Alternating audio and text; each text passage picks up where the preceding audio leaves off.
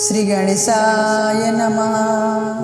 श्री सरस्वत्यै नमः। श्री दुर्गायै नमः। श्री गुरुचरणकमलेभ्यो नमः। गजाननं भूतगणादिसेवितं कपित्थजम्बूफलचारुभक्षणम् उमासुतं शोकविनाशकारकं नमामि विघ्नेश्वरपादपङ्कजं। जयन्ती मंगला काली भद्रकाली कपालिनी दुर्गा क्षमा शिवा धात्री स्वाहा स्वधा नमस्तुते। जय तुम देवी चामुंडे जय भूतार्तिहारिणी जय सर्वगते देवी कालरात्रि नमस्तुते। गुरुर्ब्रह्मा गुरुर्विष्णु गुरुर्देवो महेश्वरा गुरु साक्षात् परं ब्रह्म तस्मै श्री गुरवे नमः। अथ तृतीयोऽध्याय। सेनापतियों सहित महिषासुर का वध। ध्यानम्। ओम उद्धध्वानुसहस्रकान्तिमरुणक्षौमं शिरोमालिकां रक्तालिप्तपयोधरां जपवटीं विद्यामवीतिं वरम् हस्ताब्जैर्दधतीं त्रिनेत्रविलसत् वक्त्रारविन्दश्रियं देवीं बद्धहिमांशुरत्नमुकुटां वन्दे रविन्दस्थिताम्। जगदम्बा के श्री अंगों की कांति उदय काल के सहस्रों सूर्यों के समान है। वो लाल रंग की रेशमी साड़ी पहने हुए हैं। उनके गले में मुंडमाला शोभा पा रही है। दोनों स्तनों पर रक्त चंदन का लेप लगाया है।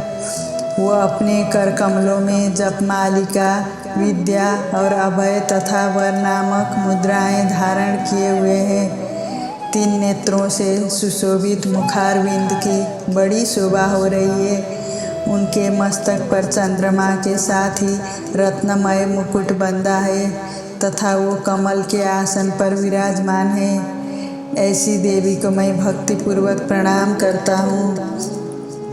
ऋषि कहते हैं, दैत्यों की सेना को इस प्रकार तहस नहस होते देख महादैत्य सेनापति चित्सुर क्रोध में भरकर अंबिका देवी से युद्ध करने के लिए आगे बढ़ा। वह असुर रणभूमि में देवी के ऊपर इस प्रकार बाणों की वर्षा करने लगा जैसे बादल मेरुगिरी के शिखर पर पानी की धार बरसा रहा हो।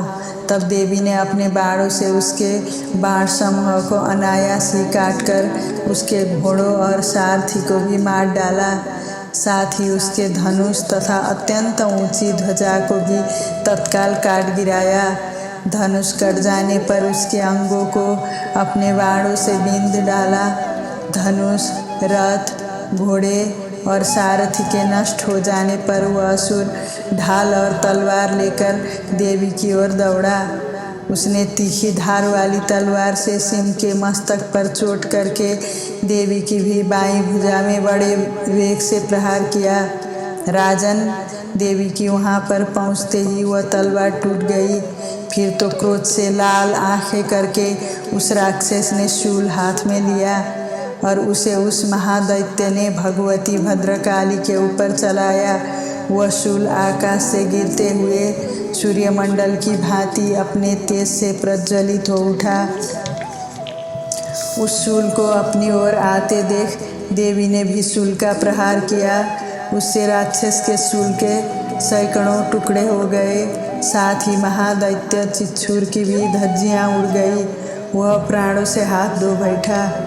महिषासुर के सेनापति उस महापराक्रमी चित्सुर के मारे जाने पर देवताओं को पीड़ा देने वाला चामर हाथी पर चढ़कर आया। उसने भी देवी के ऊपर शक्ति का प्रहार किया, किंतु जगदम्बा ने उसे अपने हुंकार से ही आहत एवं निष्प्रभ करके तत्काल पृथ्वी पर गिरा दिया। शक्ति टूटकर गिरी हुई देख चामर को बड़ा क्रोध हुआ। अब उसने शूल चलाया, किंतु देवी ने उसे भी अपने बाणों द्वारा काट डाला। इतने में ही देवी का सिंह उछलकर हाथी के मस्तक पर चढ़ बैठा और उस दैत्य के साथ खूब जोर लगाकर बाहु युद्ध करने लगा। वो दोनों लड़ते लड़ते हाथी से पृथ्वी पर आ गए और अत्यंत क्रोध में भरकर एक दूसरे पर बड़े भयंकर प्रहार करते हुए लड़ने लगे। तदंतर सिंह बड़े वेग से आकाश की ओर उछला और उधर से गिरते समय उसने पंजों की मार से चामर का सिर धड़ से अलग कर दिया। इसी प्रकार उदग्र भी शिला और वृक्ष आदि की मार खाकर रणभूमि में देवी के हाथ से मारा गया तथा कराल भी दांतों, मुक्कों और थप्पड़ों की चोट से धराशायी हो गया। क्रोध में भरी हुई देवी ने गदा की चोट से उद्दत का कचूमर निकाल डाला। भिंदीपाल से वास्कल को तथा बाणों से ताम्र और अंधक को मौत के घाट उतार दिया। 3 नेत्रों वाली परमेश्वरी ने त्रिशूल से उग्रास्य, उग्रवीर्य तथा महाहनु नामक दैत्यों को मार डाला। तलवार की चोट से विडाल के मस्तक को धड़ से काट गिराया। दुर्धर और दुर्मुख इन दोनों की भी अपने बाणों से यमलोक भेज दिया।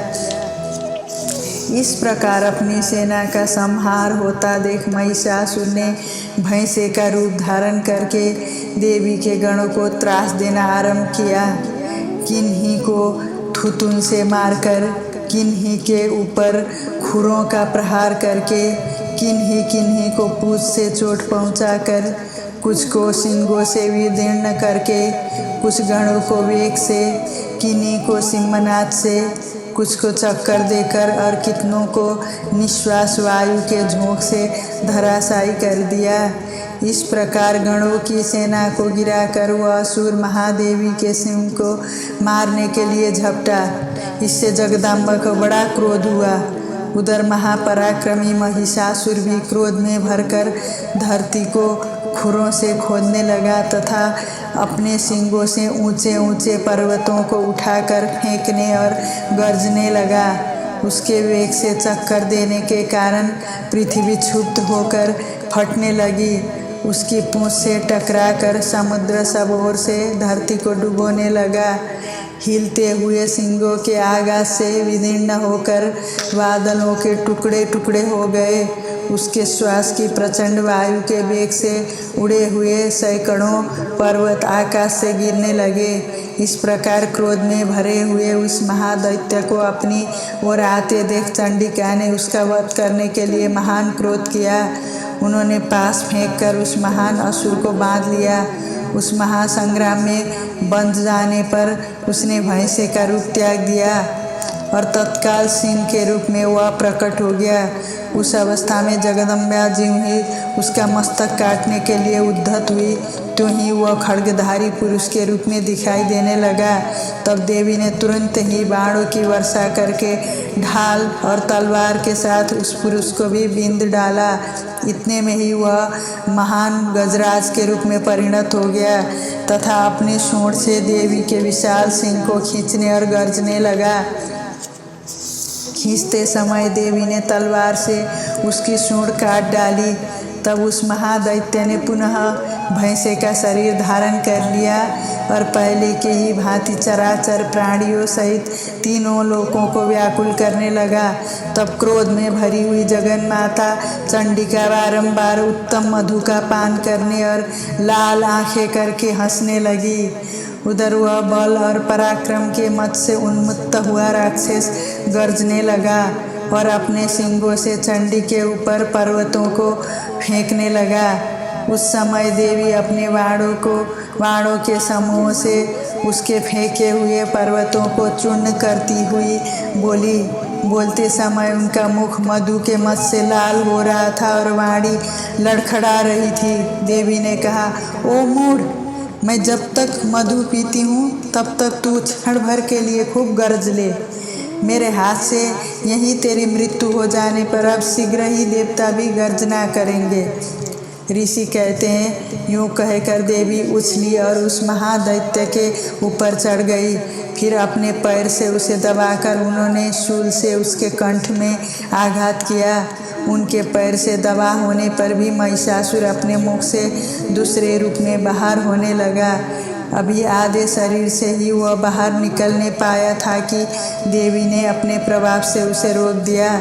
आधा निकला होने पर भी वह महादैत्य देवी से युद्ध करने लगा। तब देवी ने बहुत बड़ी तलवार से उसका मस्तक काट गिराया।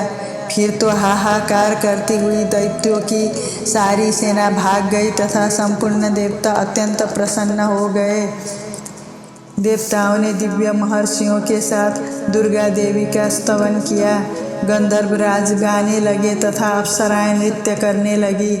इस प्रकार श्री मार्कंडेय पुराण में सावर्णिक मनवंतर की कथा के अंतर्गत देवी महात्म्य में महिषासुरवध नामक तीसरा अध्याय पूरा हुआ।